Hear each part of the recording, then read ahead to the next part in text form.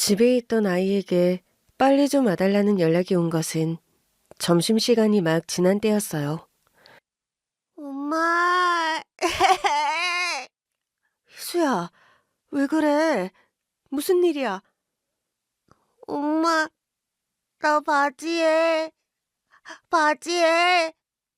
아, 왜? 화장실 가려다 실수했어? 어. 아, 울지 말고. 그런 건 울 일 아니라고 했잖아. 그러면 바닥에 내려와서 일단 옷부터 갈아입어. 스스로 할 수 있잖아. 아, 못해. 엄마가 와줘. 아, 엄마 지금 알았어. 엄마 얼른 갈 테니까 울지 말고 기다려. 아무래도 화장실에 가려다 옷에 실수한 모양이었어요. 평소엔 혼자서도 척척 해결하는데 오늘따라 컨디션이 좋지 않아 생긴 문제였죠. 아이는 유전병 때문에 잘 걷지 못해서 7살이지만 휠체어 생활을 하고 있어요. 원래는 유치원에 있을 시간이었는데 아침부터 열이 있어 보내지 못했습니다. 그렇다고 저도 일을 쉬자니 하루하루가 아쉬운 상황이라 어쩔 수 없이 아픈 애를 두고 나온 거예요. 고된 시집살이에 걷지도 못하는 애를 낳았다고 시어머니의 구박을 받다 이혼한 후 혼자 아이를 키우면서 수시로 집에 오갈 수 있도록 선택한 직업이 택시기사였죠. 마지막 손님을 내려드리고 얼른 가려는데 저 멀리서 노신사 한 분이 손을 흔드시더라고요. 괜히 신경이 쓰여 예약을 알리는 등을 켰는데도 자꾸 저를 보며 손을 흔드시는 겁니다. 그냥 지나가면 그만이었지만 하필 신호가 걸려 세우게 된 바람에 실랑이를 좀 하게 됐어요. 손님, 죄송하지만 제가 다른 일정이 있어서요. 저기 그러지 마시고 한 번만 좀 태워주세요. 이 자리에서 벌써 30분을 기다렸는데 택시 찾기가 너무 어려워서요. 죄송합니다. 제가 집에 일이 있어서요. 멀리 가는 거 아닙니다. 제발 한 번만 좀 도와주세요. 너무 오래 기다려서 그래요. 마음 같아선 빨리 집으로 달려가야 했는데 망설여지더라고요. 요즘 휴대전화 어플로 택시를 부르다 보니 어플 활용을 못하는 어르신들은 택시를 못 잡는 경우가 많습니다. 가끔 어르신들이 타시면 왜 죄다 예약된 택시냐고 성을 내시는 분들도 계시고 추운 겨울에 1시간을 넘게 택시를 잡다 길에서 울고 계신 분을 만난 적도 있어요. 그러다 보니 길에서 택시를 오래 기다리시는 분들을 보면 마음이 쓰였습니다. 어디까지 가시는데요? 여기까지만 가주세요. 타세요, 그럼. 집과 반대 방향이었지만 그 정도면 충분히 들렀다 갈 수 있을 것 같아 태웠죠. 어르신은 제 발길을 붙잡는 것 같다며 미안해하셨고 그래서 저는 애둘러 거짓말을 했어요. 미안합니다. 급한 일이 있는 것 같은데 나 때문에. 아니에요. 여기면 어차피 같은 방향이라 상관없네요. 여자 기사분은 또 처음인데. 그래요? 남자 기사님들보다는 적기야 하죠. 그래도 우리 회사만 해도 여기사님이 저 말고도 3분이나 더 계세요. 고되지 않아요? 어우, 세상에 고되지 않은 일이 어디 있겠습니까? 어르신께서도 잘 아시겠지만 돈 버는 일은 마음이 고되든 몸이 고되든 고생이 따르잖아요. 그렇지요. 근데 택시기사 하기엔 좀 젊은 것 같은데. 제가 집에 사정이 있어서 저한테 택시기사만 한 직업이 없어서요. 여기 가시는 걸 보니까 어디 다른 지역으로 가시나 봐요? 예, 서울에 좀 갑니다. 무슨 일로 가시는데요? 사람을 좀 만나러 갔다가 집에 가는 거예요. 아, 서울 사시는구나. 그때까지만 해도 별다른 이상한 점은 느끼지 못했습니다. 조용히 침묵을 원하시는 손님들이 있지만 그 손님처럼 가벼운 대화를 나누는 것을 좋아하시는 손님들도 있었으니까요. 그렇게 역에 도착해 손님을 내려다 드리고 서둘러 집으로 향했고 아이 문제를 해결해주고 다시 급하게 차에 도착한 저는 그제야 뒷좌석에 손님이 놓고 간 가방을 발견한 거예요. 틀림없이 역에서 내린 그 어르신 가방이다 싶었죠. 연락처가 될 만한 것이 있나 싶어 가방을 열어보다 깜짝 놀라고 말았습니다. 그 가방 속에는 10,000원권 지폐가 가득 들어있었거든요. 얼핏 봐도 수천만 원은 될 법한 헉소리가 절로 나오는 어마어마한 돈이었죠. 살면서 그렇게 많은 현금 다발을 본 적이 없어요.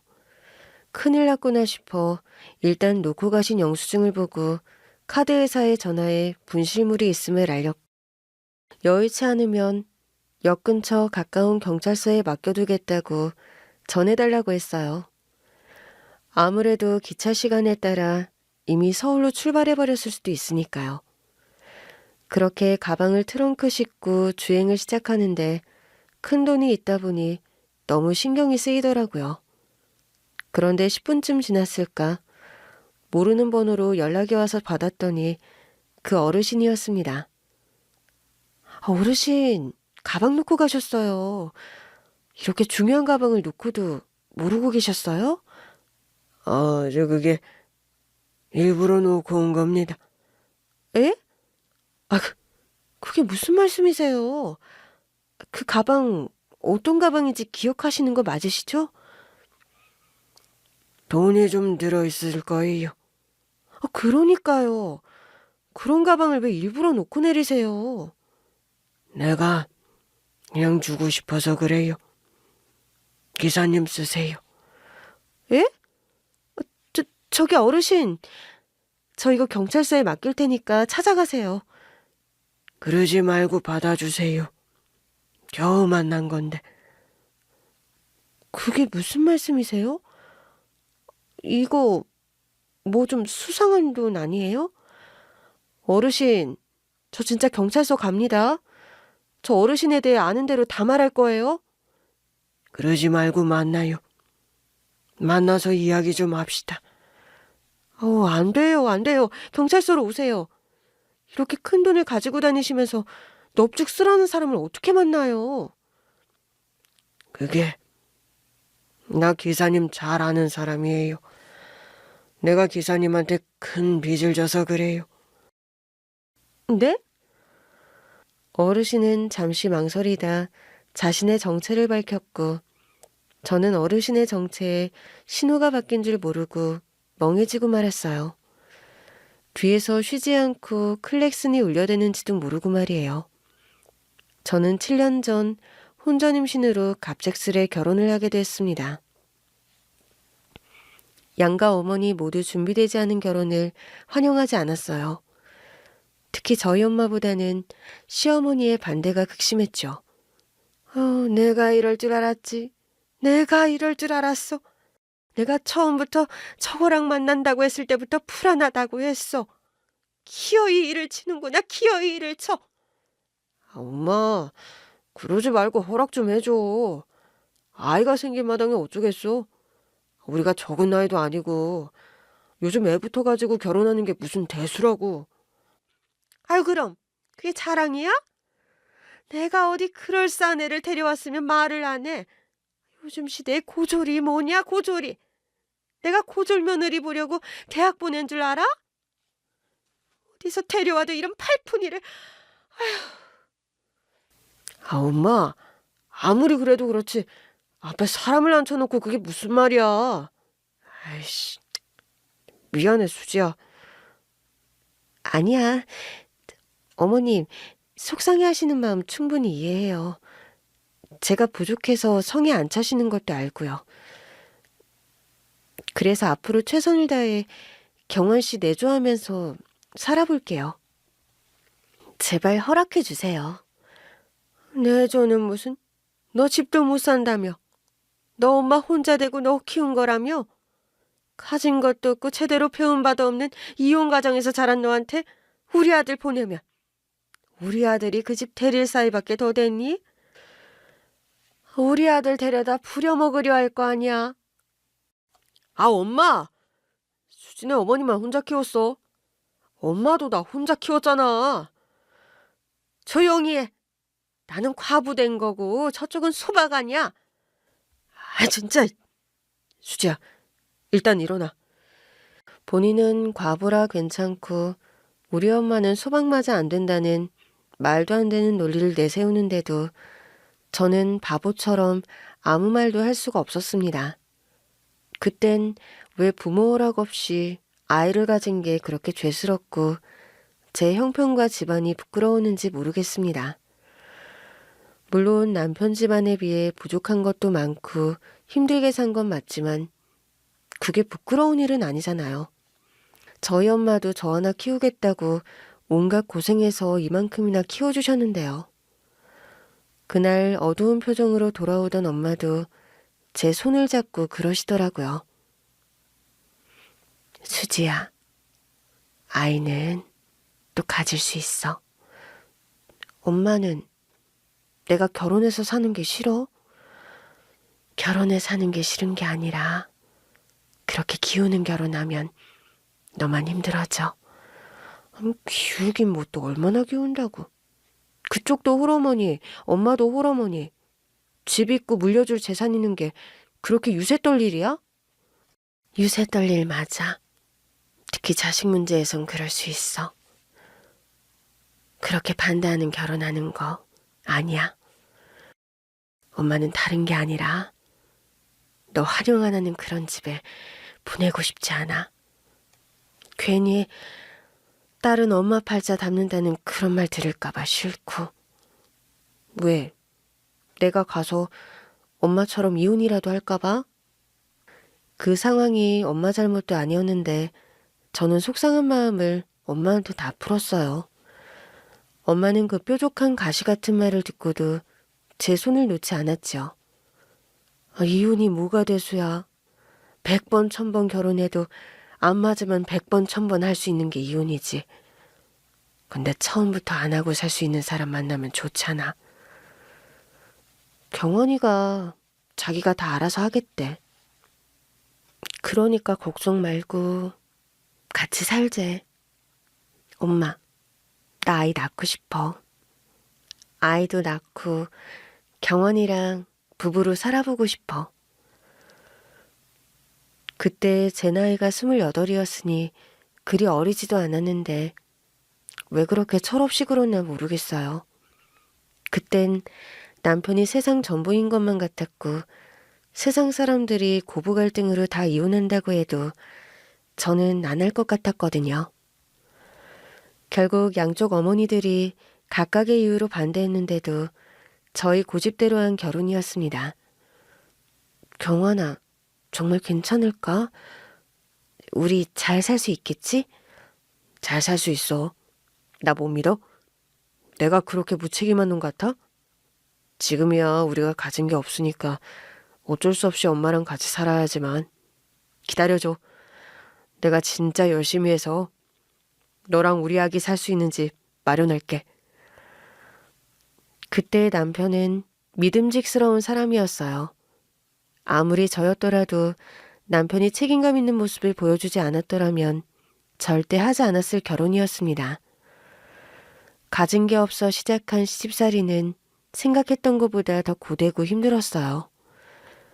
아들을 이기지 못한 시어머니는 기다렸다는 듯이 저를 부려먹으며 혹독한 시집살이를 시켰죠. 어이구, 저건 애비 없이 자라서 그런가? 왜 저렇게 남편 뒤만 졸졸? 아유, 빨리 와서 밥상 안 차려? 그래도 일하러 나가는데 인사는 해야지 싶어서요. 너 배웅 안 받으면 일 못한다든? 그렇게 생각이 있으면 이른 새벽에 일어나 도시락이라도 싸들려 보내지 그랬냐? 경환 씨가 도시락은 괜찮대서요. 경환이 핑계는 지가 못 일어나 그러는 거면서 아우 빨리 상이나 차리라고. 왜 이렇게 굶떠 굶뜨길? 어머니는 말끝마다 애비 없이 자라 본대 없이 자라라는 말을 달고 사셨습니다.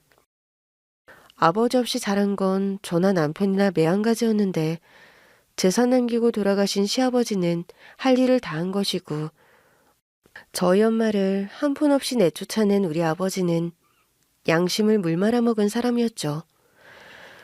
그런 아버지 밑에서 태어났으니 제게 기대할 것도 없다시고요. 저도 남편도 먹지 않는 아침을 시어머니를 위해 차려야 했고 그 집 집안일을 도맡아 하며 거의 식모처럼 산 세월이었습니다. 배가 점점 불러오자 어머님이 시키시는 일들이 너무 버겁고 힘들었어요. 아니, 이걸 여직 안 했어?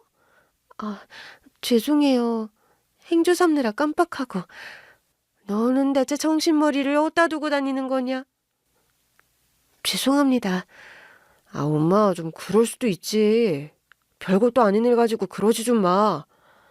너 마누라 역성 들어봤자 네 마누라한테 좋을 거 없으니까 처신 잘해. 네가 네 마누라 역성 들수록 나는 채가 더 미우니까. 아빠 없이 자라서 아주 애정이 고파저게. 그러니 지 남편 뒤에 쏙 숨어서는. 그나마 남편이 제 편에 서주니 견딜 만한 일이었습니다. 그렇게 무사히 아이를 낳고 나서는 아이한테 매달려 있다 보니 좀 살 것 같더라고요. 남편도 딸을 무척 좋아했고 이제 본가만 하면 원이 없겠다 싶게 행복했죠. 하지만 제게 그런 행운은 찾아오지 않았죠. 이상하리만큼 다리를 움직이지 못하는 것 같아 한 검사에서 유전적 질환이 발견된 거예요. 의사는 근육에 이상이 있어 성장이 어렵고 걷는 게 느리거나 힘들 수도 있다는 청천벽력 같은 진단을 내린 겁니다. 내 아이가 걷지 못할 수도 있다니 하늘이 무너지는 듯한 충격에 말문이 막혔어요.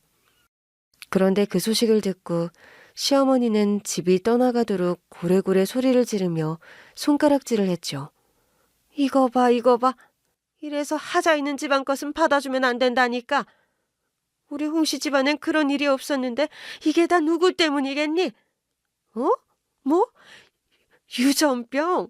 참, 기가 막혀서 진짜. 어머니는 아이의 유전병이 우리 집안 문제라고 단정지었어요. 하지만 제가 알기론 저희 집안에도 양쪽 다 이런 문제가 있던 사람은 없었어요. 그런 문제가 있었더라면 엄마가 분명히 말을 했을 겁니다. 엄마도 결혼을 반대했는데 유전병 문제가 있었더라면 그 핑계를 대고서라도 아이를 포기시켰을 거예요. 그래서 억울한 마음에 따진 말은 고스란히 저에게 비수가 되어서 돌아왔죠. 어머니, 저희 집안에도 그런 사람 없어요. 있었으면 엄마가 말씀하셨겠죠. 네가 알긴 뭘 알겠냐? 응? 어렸을 때 네 엄마 이혼해 아빠 얼굴도 모르고 자란 네가 너네 친가에 그런 문제 있는 사람이 없는 줄 누가 알겠느냐고? 혹시 아냐? 너네 아빠한테 그런 문제가 있어 이혼한 것일지도 모르지. 어머니, 이게 어디다 대고 큰 소리야? 하자 있는 것을 낳았으면 찍소리도 않고 잘못했다 빌어도 모자랄 판에. 시어머니의 목소리에 아이는 울기 시작하고 어머니는 우는 소리 듣기 싫다고 달래라고 성하고 정말 미칠 것 같았습니다. 누구의 잘잘못을 따지는 건 둘째치고 우리 애는 이제 앞으로 어쩌면 좋나 싶었으니까요. 아이 낳기 전엔 어머님의 모욕에 방패막이가 되어주던 남편도 아이에게 장애가 있다는 것을 알고 난 후 조금씩 변하기 시작했어요. 한 번은 마트에 갔다가 아기 옷 코너에 머문 적이 있었거든요. 제 손보다 작은 예쁜 신발이 너무 예뻐서 쳐다보는데 남편이 무심히 그러는 거예요. 아, 보긴 뭘 봐. 쓸모도 없는 걸. 어? 이수 어차피 걷지도 못해 필요도 없을 텐데 왜 신발에 미련 떨고 있느냐 말이야? 여보, 무슨 말을 그렇게 해. 걷지도 못하면 신발도 사면 안 돼? 그리고 왜 못 걸어? 의사 선생님도 그러셨잖아. 노력하면 걸을 수도 있다고. 사람이 태어나서 걷는 게 본능인데 노력이 필요하면 그거부터 문제가 있다고 생각하지 않아? 그런 거 의사들이 하는 쓸데없는 희망 고문이야. 그딴 데 넘어가지 말고 현실을 보라고, 현실을. 거기다 집에 오면 항상 아이를 안아주고 놀아주던 사람이 이젠 집에 오면 나 몰라라 내팽개쳐놓고 텔레비전 보기만 바쁘더라고요. 종일 집안일에 육아에 시달려 잠시만 좀 봐달라고 하면 어찌나 짜증을 내던지요. 그러면 그 소리 듣고 어머님까지 합세해서 저를 아주 죽일 듯이 몰아붙였어요. 수지야, 나 방금까지 일하고 들어온 사람이야. 오자마자 애 보면 나는 언제 쉬어? 왜 너는 너 생각만 하는 거야? 아휴, 너는 밖에서 일하고 들어온 사람한테 꼭 그래야 하냐?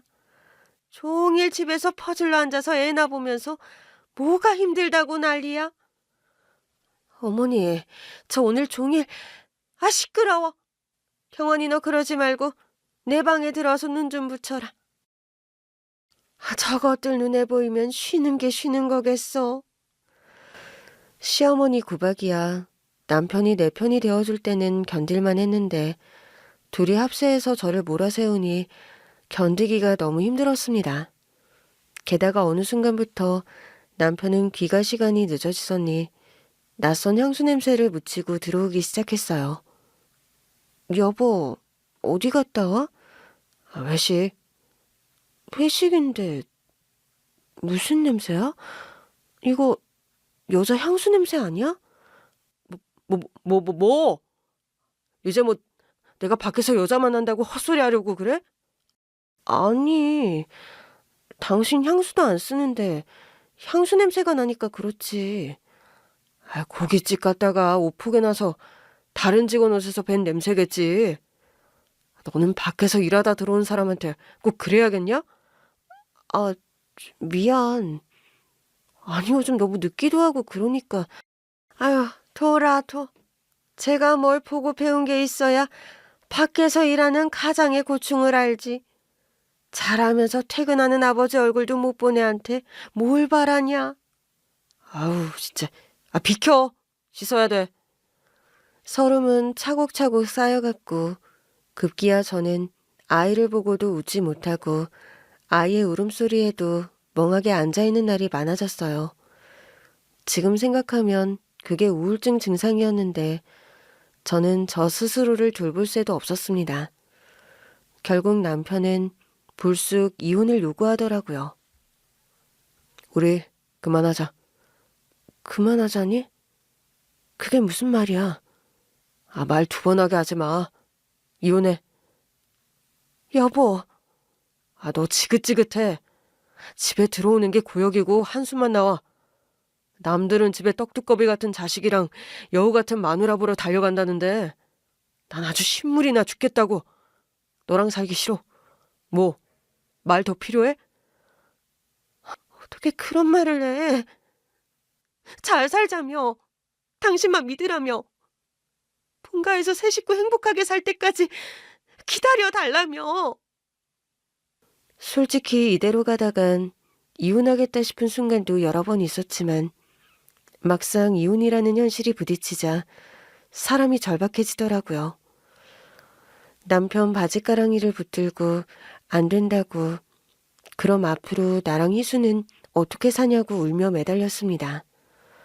하지만 그럴수록 남편은 더 매정하게 굴었고 집에도 들어오지 않았어요. 들어오지 않는 남편을 기다리며 뜬 눈으로 밤을 새는 저를 보고 시어머니는 조롱했죠.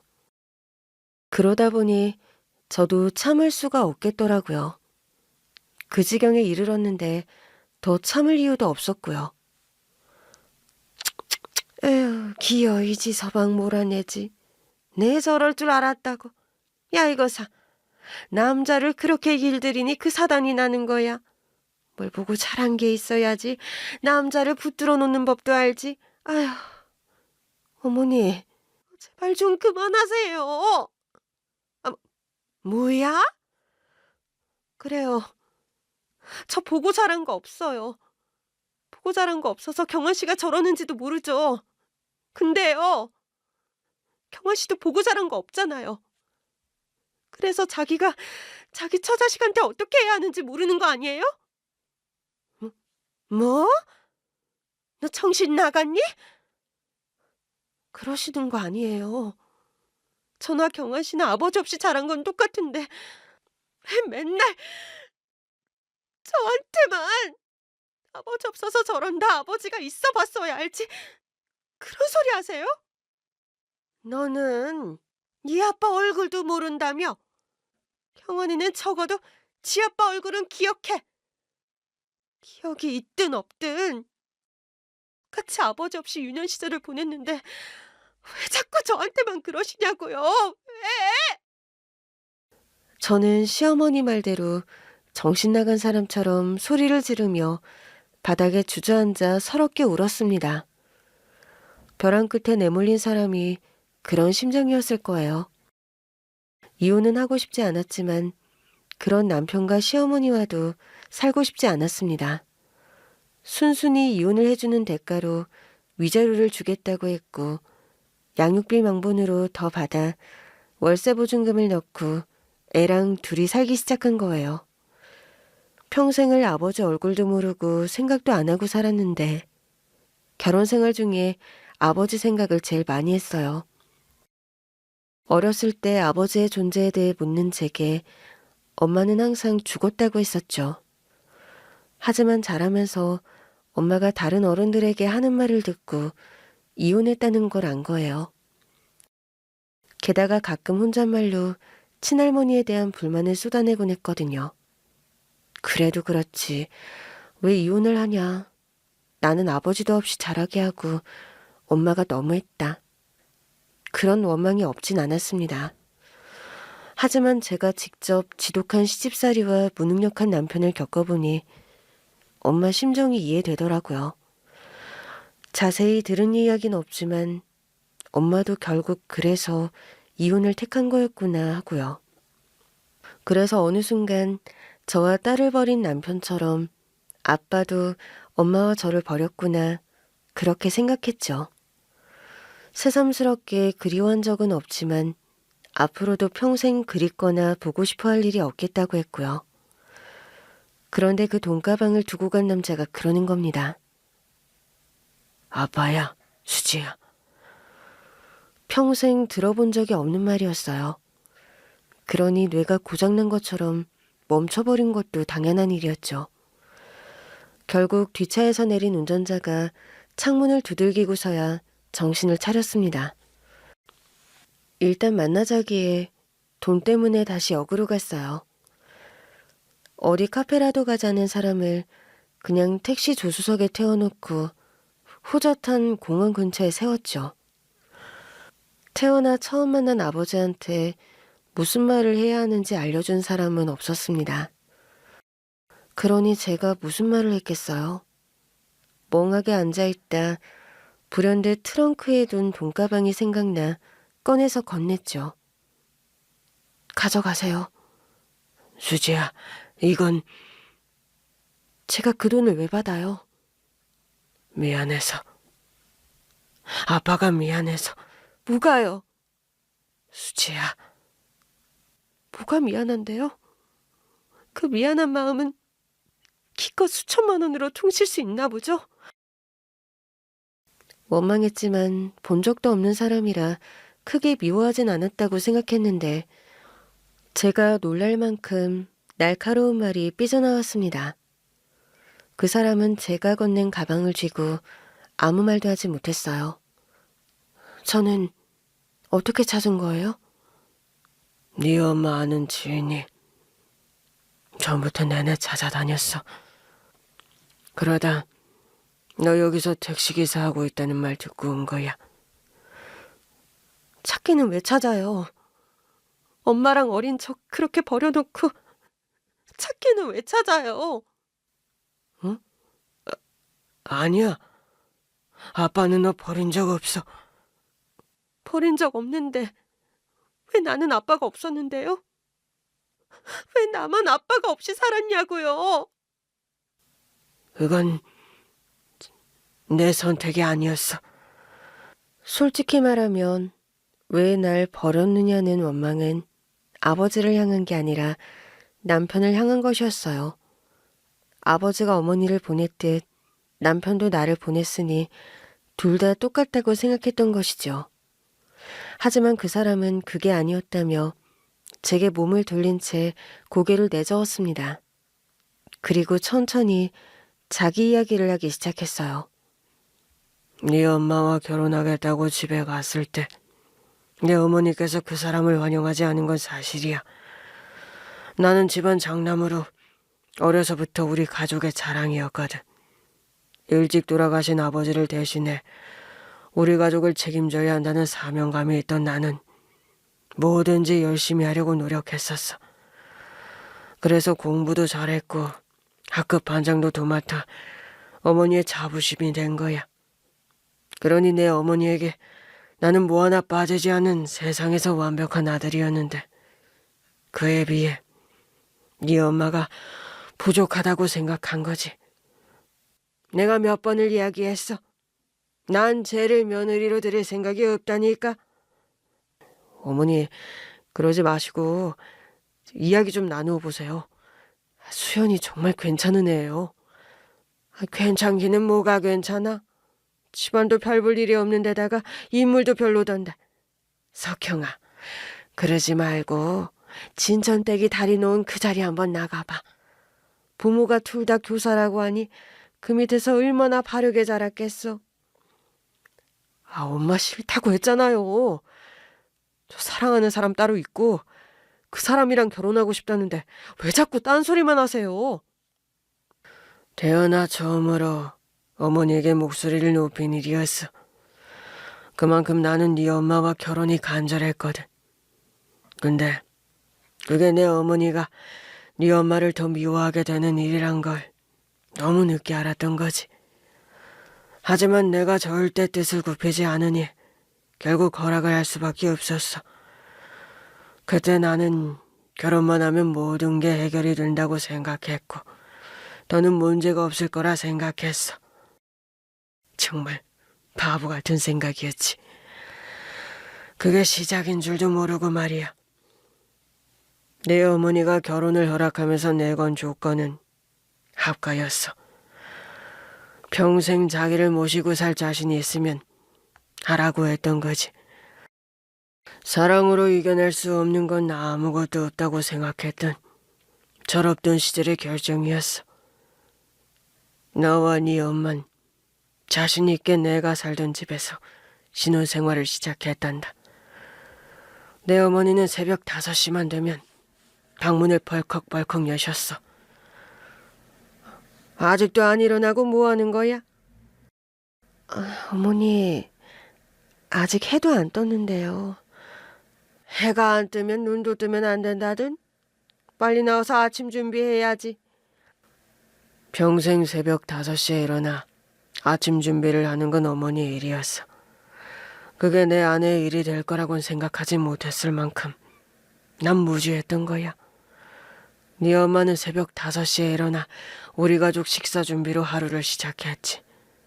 유독 아침잠이 많았던 사람이라 그걸 굉장히 힘들어했는데 처음엔 나한테 불평 한마디 하지 않고 그걸 해내더라.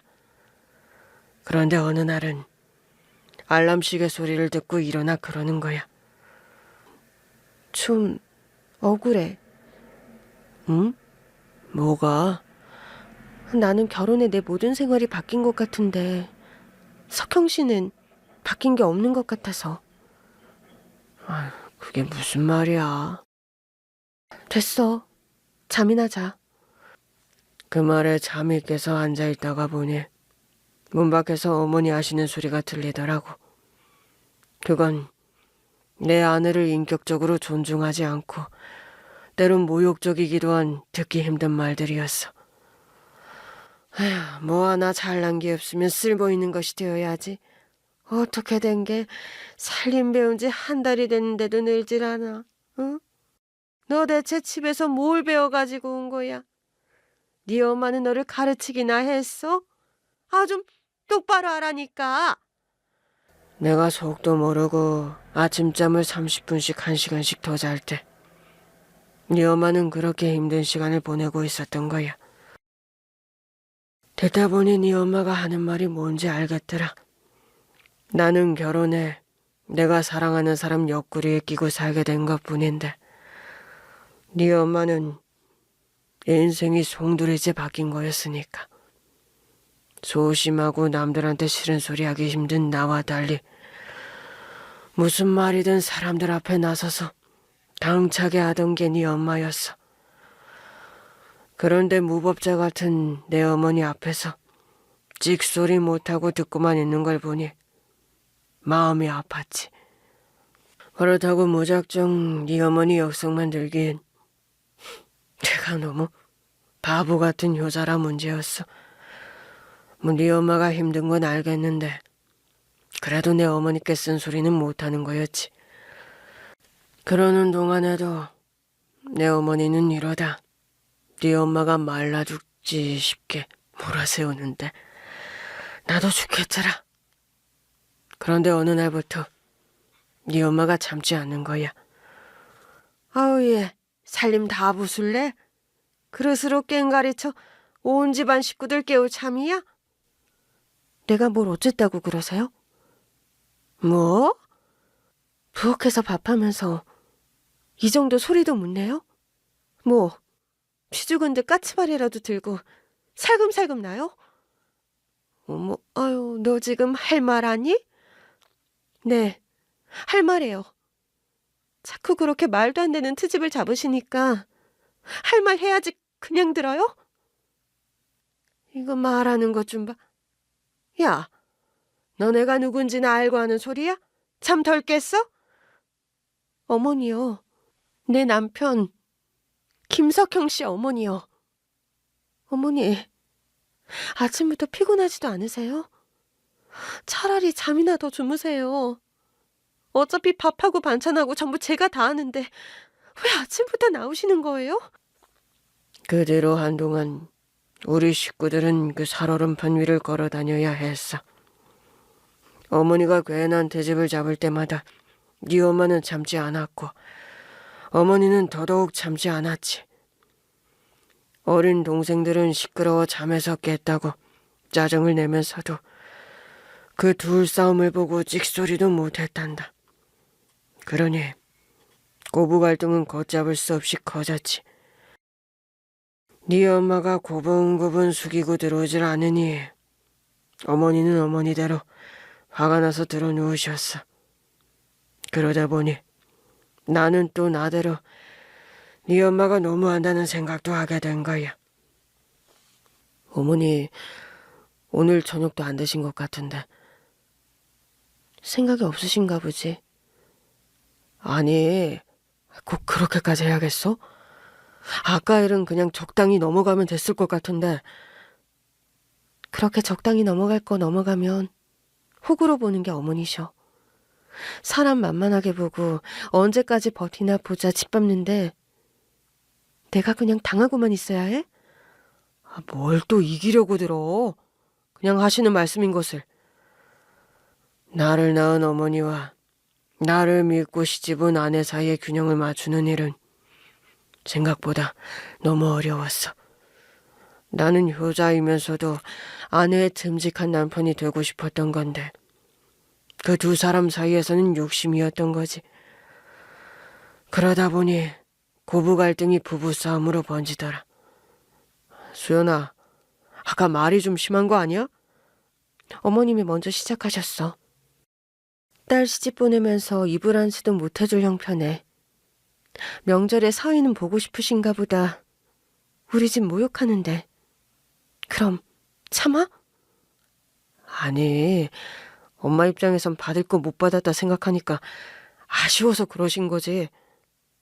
아쉬우면 사돈한테 그런 말 해도 돼? 없이 살면 그런 모욕 같은 건 그냥 참고 넘어가야 한다 그 말이야? 그런 말이 아니라 우리 집이 잘 살아도 그랬을까? 뭐? 우리 집이 잘 살아서 이불이 뭐야? 은수저 돌렸으면 아주 얻고 다니셨겠지? 당신도 친정부모 눈치 보고 명절이면 어떻게 하면 이번 명절은 좀 건너뛰어 볼까 눈치 볼 게 아니라 전날부터 가자고 보챘을 거야. 사람들이 어떻게 그래? 어떻게 가진 게 없다는 이유로 사람을 그렇게 무시하고 우습게 봐. 내가 언제 그랬어? 안 그랬어? 뻔히 아침부터 출발하자 한 달 전부터 이야기를 했는데 점심까지 이 핑계 저 핑계 안 됐어? 그거야. 됐어. 아무 말도 하지 마. 도움 안 되니까. 우리가 싸웠던 이유는 항상 어머님 때문이었고 나도 조금씩 지쳐가고 있었어. 그러던 어느 날 중동 파견직 일자리가 나온 거야. 몇 년만 고생하면 큰 돈을 벌여 들어올 수 있는 절호의 기회였는데 네 엄마는 반대했지. 안 돼. 수연아, 이거 정말 잡기 힘든 기회야. 내가 거기만 갔다 오면 우리 분가할 수 있어. 그렇게 되게 할게. 안 그래도 힘들어. 근데 당신까지 없으면 내가 어떻게 살아? 내가 할 말 다 하고 사는 것 같아도 어머니 나 애 낳았다고 봐주는 것도 없고 앞으로 더 힘들어질 거 뻔해. 근데 당신까지 없다고? 나 못 견뎌. 딱 2년만, 응? 2년만 견뎌주면 내가 어떻게든 분가해 나가겠다고 약속할게. 퍽이나. 수연아, 지금도 당신 월급 절반을 어머님 드리고 있으면서 무슨 수로? 곧 도련님도 결혼한다고 할 거고 2년 뒤면 아가씨도 대학 들어가. 당신 돈 쓰려고 기를 쓰고 지켜보는 사람이 이 집에만 셋인데 대체 무슨 수로? 말을 왜 그렇게 해? 우리 가족들이 돈 잡아먹는 귀신처럼. 남의 집 기둥은 빼오는 게 아니라더니 그 말이 딱이야. 분가는 어림도 없어. 당신 보내봤자 기다린 보람도 없이 죽을 때까지 이 집 귀신으로 살 거 뻔한데 나 혼자 그 시간을 버티라고? 나 혼자? 싫어. 안 해. 그게 네가 태어난 지 딱 1년 만의 일이었어. 나는 그때 그게 기회라고 생각하고 어떻게든 잡고 싶었지. 내가 큰 돈을 벌어서 집에 섭섭지 않게 내어주면 분가도 문제 없을 거라고 생각했거든. 결국 나는 내 고집대로 해외 파견 노동자가 되어서 추국해버린 거야. 일은 말할 수 없을 만큼 고되고 힘들었는데 점점 익숙해지니까 견딜만 하더라. 그러다 깨달은 거야. 일은 힘든데 이상하게 몸도 편하고 마음도 편한 걸 느끼면서 나는 내 가족을 위해 온 게 아니라 나를 위해 왔구나. 그 지긋지긋한 아내와 어머니의 싸움에서 벗어나기 위해 온 거구나. 죄책감이 들어서 매달 꼬박꼬박 한국으로 많은 돈을 붙이면서 그 마음에서 벗어나려고 했지. 그땐 연락을 그렇게 자주 할 수 있는 상황도 아니었는데 어느 날 오랜만에 전화를 했더니 네 엄마가 그러더라. 석형 씨는 아쉽진 않아? 어? 뭐가? 우리 수지 돌아오면 못 알아볼 정도로 많이 커 있을 텐데 수지 잘하는 모습을 놓쳐도 될 만큼 그곳에서의 일이 가치가 있냐고. 왜 또 그래? 내가 마음 편히 있는 거 아닌 거 알잖아. 또 어머니랑 무슨 일이 있었던 거야? 나 좀 힘들어, 석형 씨. 알아. 조금만 견뎌줘. 응? 거의 다 왔잖아. 이제 1년만 더 버티면 돼. 그냥 하는 말이 아니야. 너무 힘들어. 수연아, 1년만. 나 진짜 돈 많이 모았어. 엄마랑 당신한테 생활비 보내고도 충분해. 안 오겠다는 거지? 수연아. 알았어. 그렇게 끊긴 전화가 마지막이 될 줄은 꿈에도 몰랐단다. 다음 달 네 엄마한테 생활비를 입금하려는데 잘못된 계좌라 입금이 안 된다는 거야. 부랴부랴 집에 전화했더니 내 어머니가 화를 내면서 전화를 받았지. 네 마누라 날랐다. 예? 어머니, 그게 무슨 말씀이세요? 애 데리고 나갔다고. 나가다뇨? 어디로요? 낸들 아니, 응? 지 서방은 외국까지 나가 쇠가 빠지게 고생을 하는데 호강에 겨워 요강에 똥을 싸지. 아유. 어머니, 수연이한테 또 뭐라고 하신 거예요? 대체 뭐라고 했길래 애를 데리고 나가요? 뭘 뭐라고 해. 어차피 커가는 애 핑계대면서 네가 벌어다 준 돈 아까운 줄도 모르고 쓸데없이 이것저것 사들이길래 한 소리 했지. 그랬더니 아주 눈에 쌍심지를 켜고는 그냥 아유 내가 그것 때문에 체명에 못 살 뻔했는데 다행이지. 이참에 다음 달부터는 걔한테 붙일 돈까지 나한테 넣어라. 효명이 그거 영어 과외인가 뭔가 시켜달라는데 돈이 돼야 말이지. 결국 네 엄마는 할머니와의 갈등을 이기지 못하고 널 데리고 나가버린 것이었어. 마음 같아선 당장 귀국해서 네 엄마를 찾아 붙잡고 싶었는데 이미 1년 동안 그곳에서 벌어들인 돈을 생각하니 그게 쉽지 않더라. 1년만, 딱 1년만 더 버티면 우리는 좀 더 행복해질 수 있다는 확신이 들었거든. 그러니 어머니 안 계신 어딘가에서 잘 지내길, 제발 잘 있어주길 바라면서 1년 더 머물기를 택한 거야.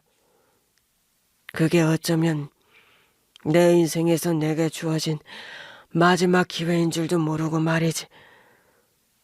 그렇게 혼자 부푼 기대에 안고 귀국해 네 엄마를 수소문하기 시작했어. 솔직히 말하면 금방 찾을 수 있을 줄 알았는데 아무리 찾아도 없더라. 심지어 네 외갓집에도 찾아갔는데 그 집도 이사를 가버렸던 거야. 내가 못 찾는 곳으로 작정하고 숨어버린 사람처럼 찾을 수가 없었어. 그러다 네 엄마와 연락이 닿은 것이 귀국한 지 3개월이 될 때였지. 기쁜 마음에 네 엄마와 너에게 줄 선물을 챙겨 나갔더니 정말 못 알아볼 만큼 훌쩍 자란 네가 네 엄마랑 함께 있더라. 수연아, 어떻게 된 거야? 잘 다녀왔어? 얼굴이 많이 탔네. 수고했어. 고생 많이 했을 텐데. 어떻게 된 거냐고. 어디서 지내고 있어? 장인어른 댁 찾아갔는데 이사 가고 없던데? 어쩌다 보니 그렇게 됐어. 수지야, 아빠한테 가볼래? 그런데 너는 나를 경계하며 우려하질 않더라. 네 엄마가 억지로 내게 안기려 들자 울음보를 터뜨리는 바람에 차마 안아줄 수도 없었지. 마치 남을 대하는 것처럼 날 무서워하는 너를 보면서 뭔가 잘못됐다는 생각이 들었어. 서운해하지 마. 당연한 거지. 집 알아봤어. 방 2개짜리 아파트인데 깨끗하고 살기 좋아. 네가 마음에 든다고 하면 당장 내일이라도 들어갈 수 있게 계약할게. 집은 됐고 이거. 그때 네 엄마가 내게 건넨 건 노란 서류 봉투 하나였어. 나는 불안했고 그걸 열어보고 싶지 않았지. 네 엄마는 담담한 표정으로 서류 봉투 안에 있던 종이를 꺼내주더라. 그건 내 예상대로 이혼 서류였어. 이왕 오늘 만난 김에 같이 제출하러 가자. 아니면 당신이 서명하면 내가 가서 제출할게. 수연아, 설득하려고 하지 마. 나도 충분히 생각하고 결정한 거야. 이러지 마. 내가 말했잖아. 이제 나 돌아왔고 본가도 한다는데 뭐가 문제야? 이제 우리끼리 우리 가정 꾸리면서 살 수 있어. 아니, 못해. 절대 안 돼. 따로 산다고 뭐가 달라질 것 같아? 당신은 당신 어머니 잘한다고 생각하지. 아니, 당신은 어머니 몰라. 이혼해. 더는 당신한테 미련도 기대도 없어. 그냥 편해지고 싶어. 그 집 나가서 산 1년 3개월 동안 나 너무 편했어. 왜 진작 나가지 않았을까? 왜 바보처럼 그 수모를 다 겪고 살았을까 싶게. 딱 하나 당신 때문이었는데 당신은 나도 수지도 미련도 없다는 듯이 나 몰라라 살았잖아. 내가 무슨 나 몰라라 살아. 당신도 알잖아. 내가 거기서 얼마나 들어올 수 있었잖아. 어? 내가 당신 보내는 생활비 계좌 없애버렸을 때 나 붙잡고 싶었으면 그때 왔었어야지. 근데 안 오고 버틴 거 당신이야. 그거야. 뭔가 핑계 대지 마. 핑계 아니야. 함께 잘 살고 싶었어. 당신 어머니랑 그렇게 싸울 일 없게 하고 싶었다고. 수연아, 그러지 마. 내가 잘할게. 앞으로는 어머니랑 부딪히는 일 없게 할 테니까 제발 한 번만 더 기회를 줘. 수지 아빠로 살아볼 기회를 줘야지. 어머님이랑 영 끊을 수 있어? 어? 어머님이랑 절연할 수 있냐고. 수연아, 그건 적당히 나만 며느리 노릇 그만두면 되는 거 아니냐고 생각하지 마. 당신이 어머니를 놓지 않는 이상 절대 안 끝날 일이야. 결국 당신도 지치겠지. 그럴 생각 있으면 찢어. 아니면 나머지 작성해서 당신이 가서 제출하고. 네 엄마는 그렇게 이야기하고 널 데리고 쌩하고 나가버렸단다. 난 할 말이 없었어. 이혼이냐 절륜이냐 둘 중 하나를 선택해야 했어. 지금 생각 같아선 100번이고 1000번이고 절륜을 끊었겠지만 그때는 차마 그럴 수가 없었지. 우리 집의 가장은 나였으니까. 나는 내 동생들 결혼도 시켜야 했고 대학도 보내야 했으니까. 그냥 벌어다 놓은 돈 다 줘버리고 나올까? 그럼 덜 미안하지 않을까? 그런 생각도 했는데 아버지 없이 3남매 키우신 어머니 생각을 하니 도저히 그럴 수가 없더라. 이혼 후 한동안은 너를 보여주더니 어느 순간 연락을 끊고 잠적을 해버렸어. 오랫동안 네 엄마와 너를 그리워했지만 일방적으로 연락을 끊고 잠적한 네 엄마를 찾긴 힘들었지. 물론 재혼 생각을 안 한 건 아니야. 어머니 성화도 있고 일하다 만난 여자랑 잘 맞는 구석이 있어서 재혼을 할까 싶었거든. 근데 어머니를 소개해주려 만난 자리에서 내가 그냥 파토내버렸어. 살림은 좀 하나? 네? 네. 그래도 쭉 해오던 거라. 전 남편이랑 3년 살았댔나? 우리 애보다 더 산 건데 그렇게 살면서도 애가 없었어? 네. 아이는 없었어요. 3년을 살았는데도 애가 없었던 거 보면 문제가 있다는 건데. 그래가지고 우리 석형이 애나 낳겠어? 그때는 잘 느끼지 못했던 문제가 보이기 시작했고 내가 또 한 여자를 지옥의 구렁텅이에 넣겠구나 싶어서 그만둔 거야. 어머니를 만나고 나서 그 이야기를 하며 헤어지자 하니 그쪽도 미련 없이 그러자더라. 한동안 방황하다 중동에서 알고 지내던 형 연락을 받고 다시 중동으로 갔어. 한국에 미련 둘 이유도 없었고 그럼 가서 돈이나 벌자 했지. 내가 할 수 있는 일은 그것뿐이다 했지. 그렇게 살면서 한 번씩 한국에 올 때마다 내 가족은 무슨 금보따리라도 지고 온 것처럼 그렇게 돈을 요구했어. 오빠, 나 이번에 이사해야 돼. 언제까지 그렇게 낡은 집에서 살아? 그거야 황서방이랑 네가 잘 벌어서 해결해야지. 너 그 집 들어갈 때도 도와줬잖아. 그때 도와줬으면서 이번에 왜 모른 척해? 그러지 말고 오빠. 나 딱 3천만 해주라. 응? 아, 그거면 나 지금보다 더 넓고 깨끗한 집으로 갈 수 있단 말이야. 뭐? 그렇게 큰 돈을 어떻게 달라는 거야? 아니, 오빠 버는 돈 엄마한테 전부 붙이는 것도 아니라면서. 그럼 그 돈 다 어디 갔어? 오빠 돈 쓰는 법도 모르면서. 응? 오빠, 제발. 여동생은 집 사달라. 남동생은 사업자금 좀 빌려달라. 어머니는 어머니대로 가전 바꿀 때가 됐다. 개돈 좀 대신 내달라. 가족들은 저만 보면 그저 돈이었어. 지긋지긋해서 가진 돈은 다 내주고도 너 생각하면 모아둔 돈만은 어떻게든 지켰지. 그렇게 돈 달란 소리 듣기 싫어서 내내 거기서 살다시피 살다가 몇 달 전 귀국해서 네 소식을 들은 거야. 같은 동네에 살면서 네 엄마랑 알고 지내던 동네 여자였지. 어머, 수지 아빠, 언제 왔어요? 엊그제 들어왔어요. 그 설이라 잠깐 들른 거예요. 아, 그렇구나. 그 나라가 덥긴 덥나 보다. 아, 얼굴이 너무 안 됐어요. 햇빛에서 일하시면서 선크림도 안 바르셨나? 그런 거 귀찮아서 챙겨 바르기 힘들죠. 어휴, 수지 사는 건 좀 알아요? 뭐 이혼하고 저기 어디 택시기사 한다던데. 예? 택시기사요? 어머, 아유, 모르셨구나. 아유, 내가 괜한 말을 했네. 아니, 그냥 안 들은 걸로 해요. 저기요. 말 좀 해주세요.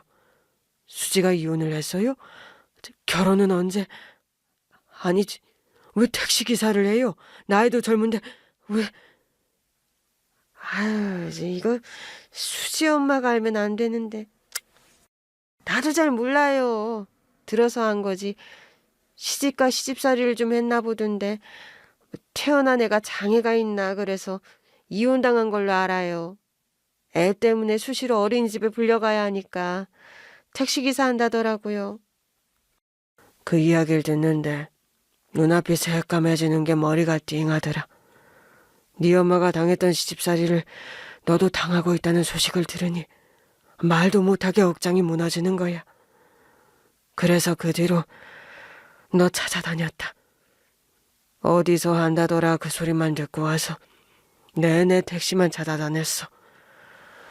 한 달 전부터 시간 될 때마다 와서 여기서 자꾸 저기서도 자꾸 하면서 네가 내 앞에 섰을 때 나는 알겠더라. 확인할 필요도 없이 내 딸이구나. 그리고 영업 등록증에 쓰인 네 이름이 확신에 힘을 더해준 거지.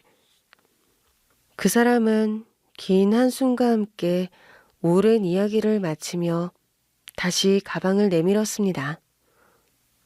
아빠가 당당히 나서지 못한 건 내가 너를 버렸기 때문이 아니라 그까지 내 가족으로 책임지지 못한 것에 대한 죄책감이었어. 그걸 버렸다고 생각한다면 나도 할 말은 없다만 어떻게든 너 하나는 책임지고 싶었다. 그러니 제발 받아줘. 너 생각으로 모은 돈이야. 지금이라도 죄책감 덜 수 있게 해다오. 무릎 위로 굵은 눈물방울이 뚝뚝 떨어져 내렸고 저는 생각이 많아졌습니다. 한 번도 듣지 못했던 사정을 듣고 나니 아버지의 사정도 이해가 되었어요. 다행이라고 생각한 건 내 남편과는 다른 사람이었다는 겁니다. 고민 끝에 저는 돈가방을 돌려드렸어요. 제가 섣불리 혼자 결정할 수 있는 일은 아닌 것 같아요. 엄마 만나서 이야기 좀 해볼게요. 수지야. 모셔다 드릴 테니 일단 돌아가 주세요. 연락 드릴게요. 그렇게 헤어진 뒤 저는 아이를 데리고 바로 엄마한테 찾아갔어요.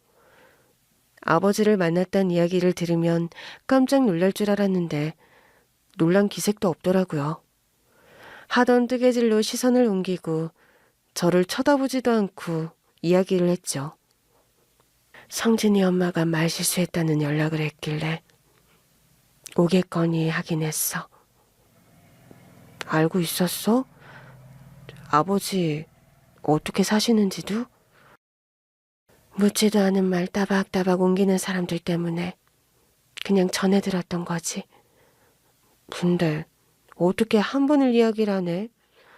적어도 내가 아빠 만날 기회는 있었잖아. 만나면 뭐해? 속이나 상하지. 너 그 뒤로도 너네 아빠 그 집에서 얼마나 등골 빠지게 벌어다 준지 모르지? 평생을 일했는데 자기 앞으로 집 하나 없는 거 보면 말 다 했지. 그래도 같이 살았으면 뭐. 같은 고생이어도 가족끼리 하는 게 더 나았다는 거야? 모르는 소리 마. 아주 진절머리가 나게 싸웠을 거야. 없는 이만도 못하게 엄마 아빠 싸우는 꼴만 보고 자랐겠지. 아버지가 돈을 줬어. 받았어? 아니, 받지 그랬어. 그 정도는 양육비다 생각하고 받아도 돼. 아빠 집도 없다며. 있기야 하겠지. 여기 없는 거지. 내내 중동 가서 살았는데 거기에 있겠지. 받을 건 받아. 나한테는 몰라도 너한테는 죄책감 덜고 살게 해줘. 엄마, 아버지 자기 가족들한테 이제 미련 없는 것 같은데 만약에 아버지가 다시 살자고 하면 아우 됐어. 이제 와서 무슨. 그것도 옛날 이야기지. 이미 오래전에 끝난 인연이야. 미련도 뭣도 없어. 너나 잘 살아. 그 뒤로 저는 정식으로 식당에서 아버지를 만나 이야기를 나누었습니다. 아버지는 기다렸다는 듯이 제게 가방을 건네셨죠. 안 받을 수 있다면 안 받았겠지만 제 형편이 좋지 않다 보니 그 돈이 큰 도움이 됐어요. 엄마도 제 사정 아니 그렇게 이야기했겠죠. 그 뒤로 연락하며 종종 만나고 있어요. 아버지는 중동 생활을 접고 완전히 귀국하셔서 아는 분과 작은 사업을 시작하셨다고요. 서울 구경 시켜주신다고 해서 모처럼 딸을 데리고 갔더니 옷이며 가방이며 분에 넘치는 선물을 다 해주시는 겁니다. 됐다는데도 평생 못 해준 거 해주는 거라면서요. 거절하기엔 아버지가 세상을 다 가진 듯한 표정이라 차마 그러진 못하겠더라고요. 본인은 너무 바보같이 살았다고 후회하시지만 저는 아버지 성격에 그게 최선이었다는 걸 알게 되었습니다. 그래서 이제 원망은 깨끗이 지우고 아버지의 삶을 좀 더 이해해 보려고 해요. 그리고 남은 인생은 충분히 죄책감 들고 갈 수 있게 함께 시간을 보내보려고요. 저도 제 딸도 못 받은 아버지 사랑 충분히 받고요.